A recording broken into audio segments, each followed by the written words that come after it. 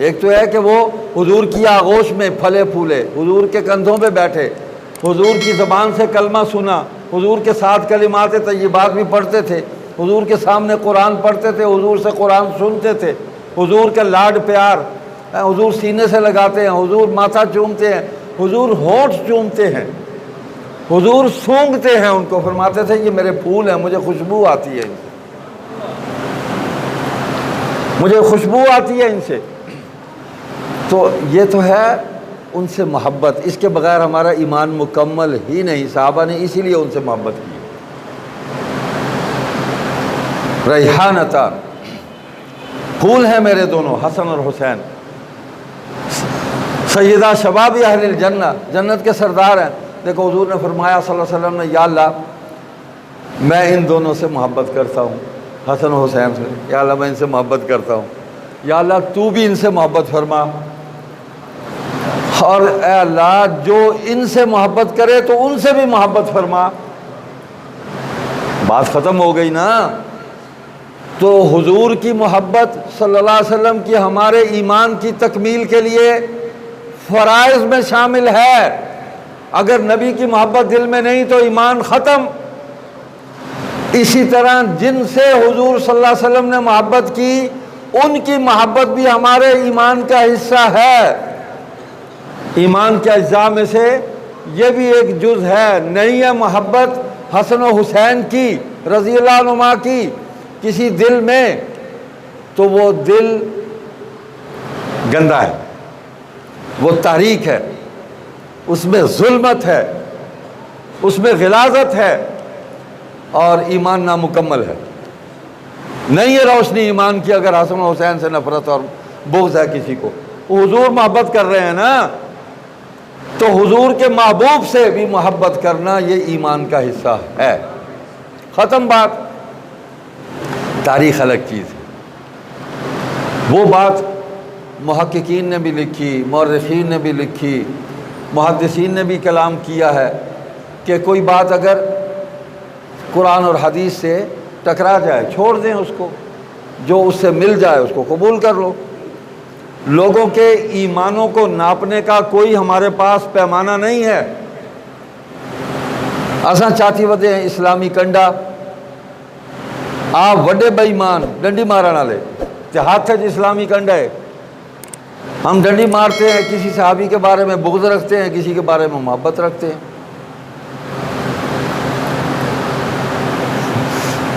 تو یہ ہمیں حق نہیں ہے۔ قرآن نے فیصلہ کر دیا۔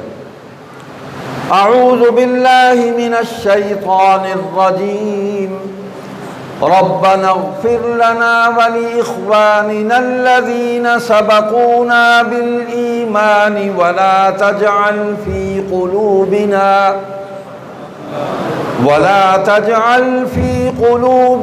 غلا للذين آمنوا ربنا إنك رؤوف رحيم۔ اللہ ہمارے رب ہمیں معاف کر دے، ہمارے بھائیوں کو بھی معاف کر دے جو ہم سے پہلے ایمان لائے، سبقت لے جانے والے ہیں جو ہم سے پہلے تھے، سبقونا بالایمان، ان کو بھی معاف فرما دے۔ وَلَا تَجْعَلْ فِي قُلُوبِنَا غِلًّا لِلَّذِينَ آمَنُوا، ان کے بارے میں، ان اہل ایمان کے بارے میں ہمارے دل کے اندر کوئی غلط بات جو ہے نا وہ نہ پیدا ہونے دے، غل پیدا نہ ہو، غل، نفرت، بغض، حسد، کوئی شک ان کے بارے میں اگر ہے تو نکال دے۔ ربنا انک رؤوف رحیم۔ تو ہم سے پہلے جو بھی ہے ہم سے بہتر ہی گیا ہے، آگے تو فساد ہی فساد ہے نا۔ تو سیدنا حسین رضی اللہ تعالیٰ عنہ کا ایک حادثہ دنیا کے اندر ہو گیا۔ حادثے تو بہت ہوئے، سیدنا حمزہ کا حادثہ کم ہے۔ سید الشہداء حضور نے فرمایا صلی اللہ علیہ وسلم نے، سیدہ سمیہ کا حادثہ کم ہے کہ اس مومنہ کو چیر دیا گیا، اسلام کی شہیدہ ہے پہلی۔ حارث بن ابی حالہ کا حادثہ کم ہے کہ اس کو حرم میں قتل کیا گیا حضور کا ساتھ دینے کی وجہ سے۔ حادثات تو ہوئے ہیں، ہوتے آئے ہیں، صحابہ قربان ہوتے آئے، یہ بھی حادثہ ہوا ہے المناک، بہت ہی خوفناک۔ بہت بڑا حادثہ ہوا ہے۔ یہ تتمہ ہے سیدنا عثمان کی شہادت کا، جو یہود و نصارہ نے پروگرام بنایا تھا امت کے اندر انتشار پیدا کرنے کا، کہ اب آل رسول ہی ذبح کر دی جائے، کام ہی ختم کریں۔ علی کو قتل کیا، اب حسین کو بھی قتل کرو۔ حسن تو ہمارے ہاتھ نہیں آئے، نکل گئے، مدینہ چلے گئے۔ حسین کو مکہ مدینہ سے اٹھایا، خطوط لکھے، مکہ تشریف لائے، مکہ سے پھر کربلا کی طرف سفر کیا، اصل تو کوفہ کی طرف تھا، تو ثعلبیہ کے مقام پہ جا کے آپ نے شام کی طرف رخ کر دیا۔ تو جب مدینہ طیبہ سے آپ چلے ان خطوط کی بنیاد پہ کہ یہاں یہ حالات ہیں، اب تشریف لائیں، ہم آپ کی بیعت کرتے ہیں، تو شیخ الاسلام مولانا محمد تقی عثمانی دامت برکاتہم فتاوی عثمانی میں لکھتے ہیں، میں اپنی بات نہیں کہتا اس لیے کہ میں متنازع ہو سکتا ہوں، میری بات سے آپ شاید اختلاف کر لیں، لیکن میں کسی بڑے آدمی کو پیش کر دیتا ہوں کہ اختلاف کرنا ہے تو ان سے کر لیں۔ فتاوی عثمانی جلد اول میں لکھا ہے کہ سیدنا حسین رضی اللہ تعالیٰ نے ان خطوط کی بنیاد پہ یہ خیال فرمایا کہ اس کی حکومت، ہاں اس کا نام میں اس لیے نہیں لیتا، پھر مجھے وہ قرار دے دیں گے جو چلا ہوا ہے آج کل لوگوں کا، مطلب مسئلہ ہی یہی ہے کہ جو آدمی کو صحیح بات کرے اس کو گالیاں دینی شروع کر دو، کہ اس کی حکومت کا ابھی غلبہ نہیں ہوا، وہ سلطان متغلب غلبہ نہیں ہوا، اس لیے ان لوگوں نے مجھے بلایا ہے تو میں یہاں سے نکلتا ہوں، عراق کی طرف جاتا ہوں، کوفہ کی طرف جاتا ہوں، حالات دیکھتا ہوں، اگر واقعی ایسے حالات ہیں میں بیعت کر لوں گا۔ تو ان کا مدینہ طیبہ سے نکلنا بھی ان کا فیصلہ حق پر تھا، اس سے کسی کو اختلاف کی اجازت ہے ہی نہیں، کیونکہ حضرت حسین سے اختلاف یہ ان پر عدم اعتماد ہے، اور حسین پر عدم اعتماد ایمان سے محرومی ہے۔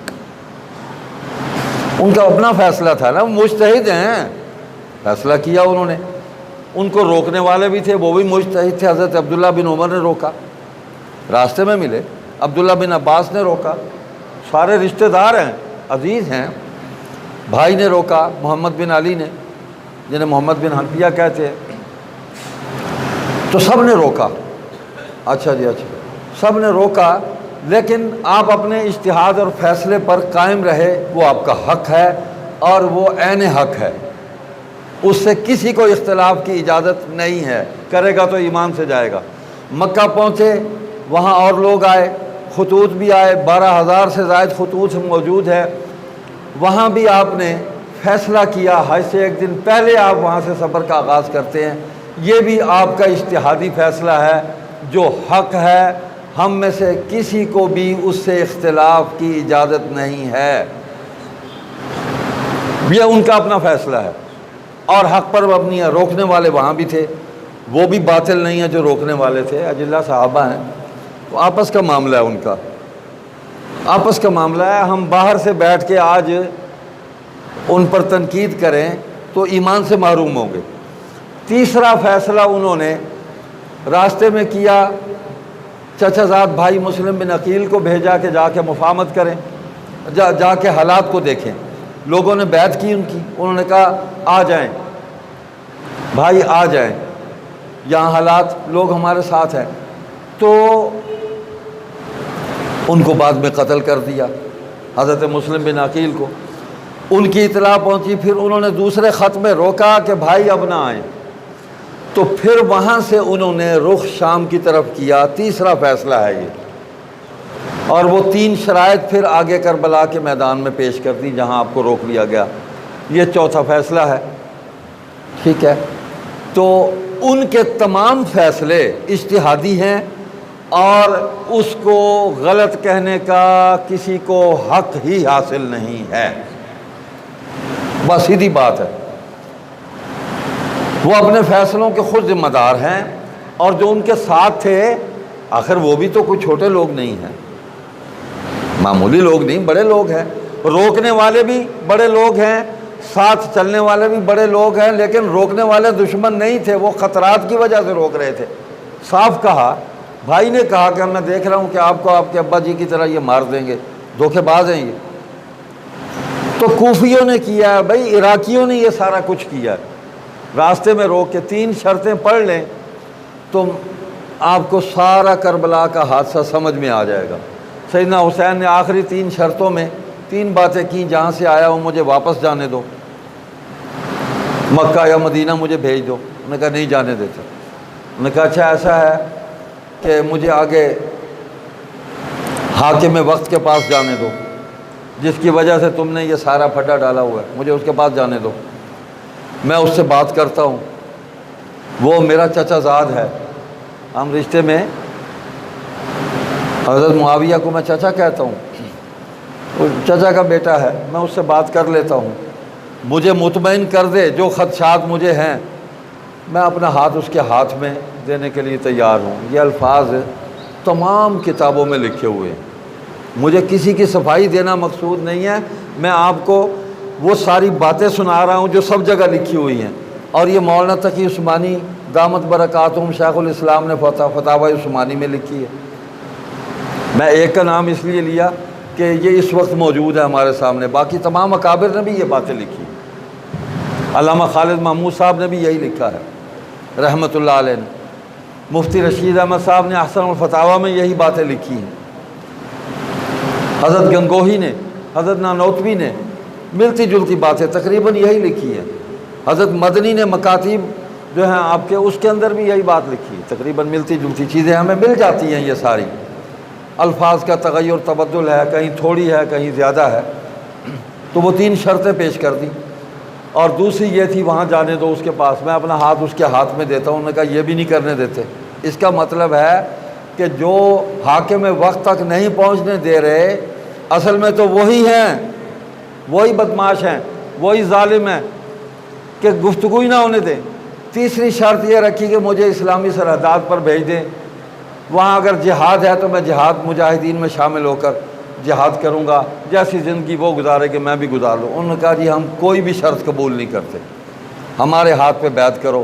تو حسینی غیرت یہ ہے، حمیت یہ ہے جو بہت بلند درجے پہ ہے کہ جیتے جی تو میں اپنا ہاتھ اس شمر کے ہاتھ میں یا ابن زیاد کے ہاتھ میں نہیں دے سکتا، یہ ممکن ہی نہیں ہے، تمہاری کیا اوقات ہے، واللہ لن یکون ھذا الا بعد الموت، میرے مرنے کے بعد ممکن ہے کہ تم میرا ہاتھ اٹھا کے اپنے ہاتھ میں لے لو۔ یہ مقام حسین ہے۔ تو پھر وہ لڑے ہیں، جب انہوں نے حملہ کیا تو وہ بھی لڑے ہیں، پھر وہ بزدل تھوڑا تھے، شاہ مرداں شیر یزداں، ہاں ان کی اولاد میں سے تھے، علی کی اولاد ہیں، فاطمہ کے لخت جگر ہیں، تو بزدلی کا تو یہاں بے کا نقطہ جو ہے اس کا کروڑواں حصہ بھی اس خاندان میں نہیں ہے۔ وہ لڑے ہیں، لڑ کے مرے ہیں، اور سرخرو ہو گئے، ہمیشہ کے لیے زندہ ہو گئے۔ آخری بات یہ ہے، اہل سنت کا عقیدہ ہے جو امام اعظم ابو حنیفہ رحمۃ اللہ علیہ نے ہمیں تعلیم فرمایا کہ اس مقدمے کا فیصلہ ہم میں سے کوئی بھی نہیں کر سکتا، اس وقت نہیں ہوا تو اب کیا ہوگا۔ تو اپنی زبانوں کو خاموش رکھیں،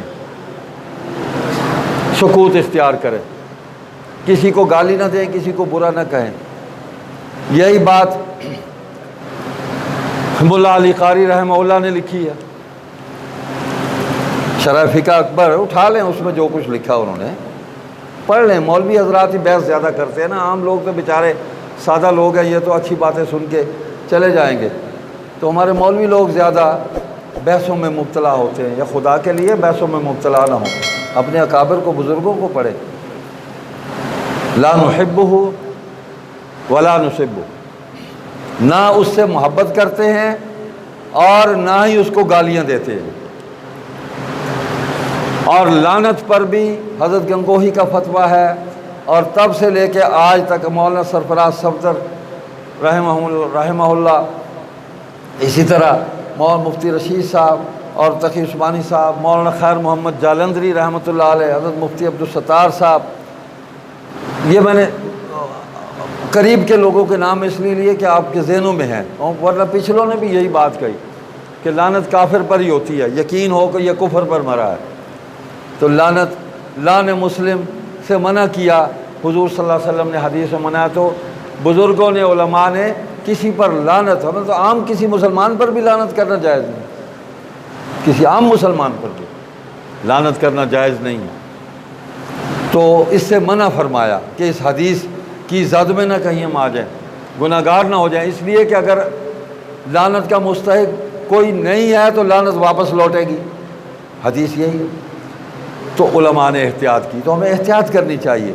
سیدنا حسین رضی اللہ تعالیٰ عنہ کے قتل کا جس نے حکم دیا، یقیناً اللہ تعالیٰ کی طرف سے اس پر لعنتیں برسیں گی کہ اس نے حضور کے محبوب کو، حضور کے پیارے نواسے کو، حضور کے خاندان کے لوگوں کو قتل کیا، اس نے حکم دیا، تو وہ اللہ کی رحمتوں کا تو مستحق نہیں ہو سکتا۔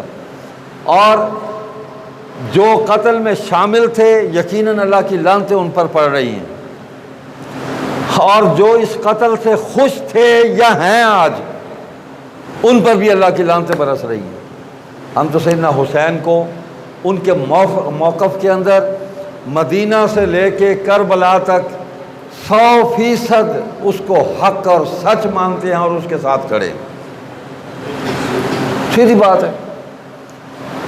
تو حضرت حسین کے مقابلے میں کسی حاکم کی یا ان کے دور کے کسی بھی آدمی کی جو حاکم ہے، ہم اس کی نہ تعریف کرتے ہیں، نہ اس پر لعنتیں بھیجتے ہیں، نہ اس کو گالیاں دیتے ہیں۔ یہ ہمارا اہل سنت کا موقف ہے جو عقائد اہل سنت میں لکھا ہوا ہے۔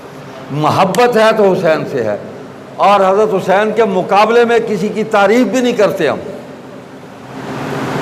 کوئی ان کے مقابلے میں جو ان کے ساتھ لڑے یا ان کے اس قتل میں شریک ہیں یا کسی بھی صورت میں ان کے ساتھ انہوں نے زیادتی کی ہے، ہم ان میں سے کسی بھی آدمی کی تعریف کو ایمان سے محرومی سمجھتے ہیں۔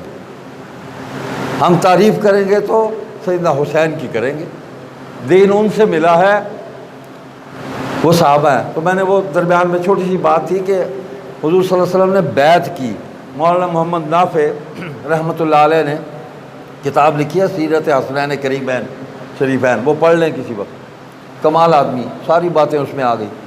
تو اس کو بیعت تبرک کہتے ہیں کہ یہ اظہار کر دیا حضرت حسن کو، حضرت حسین کو، اسی طرح عبداللہ بن جعفر کو، ہاں اور بھی تھے چھوٹے بچے صحابہ، ان کو بلا لیا اور حضور نے ان کو بیعت کیا، ان کو کلمہ پڑھایا، ظاہر کر دیا کہ یہ صحابہ ہیں، یہ بچے ہیں، صحابہ ہیں، ان سے محبت کرنا، میں ان سے محبت کر رہا ہوں، ان کو کلمہ پڑھا رہا ہوں۔